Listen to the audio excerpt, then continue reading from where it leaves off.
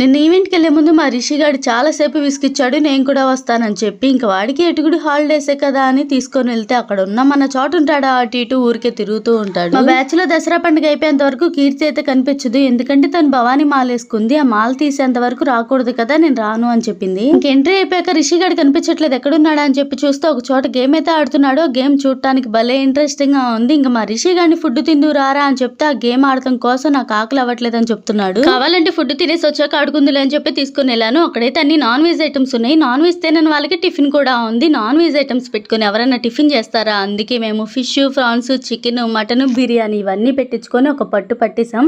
మా రిషిగాడేమో నాకు అవేవి వద్దని చెప్పి ఒక దోశ వేయించుకొని వచ్చాడు. ఫుడ్ తినేసి వచ్చాక రిషిగాడు మళ్ళీ కనిపించలేదు, ఎక్కడున్నాడా అని చెప్పి చూస్తే పోయి లోపల గేమ్ ఆడుతున్నాడు. ఏంట్రా అని అడిగితే నువ్వే కదా తినేసి వచ్చాక ఆడుకోమన్నా అని చెప్తున్నాడు. ఈ పిల్లల్ని బయట తీసుకొస్తే అట్లుంటది మరి. సర్లే కానీ వీడియో నచ్చిందా? నచ్చితే ఒక లైక్ చేయండి.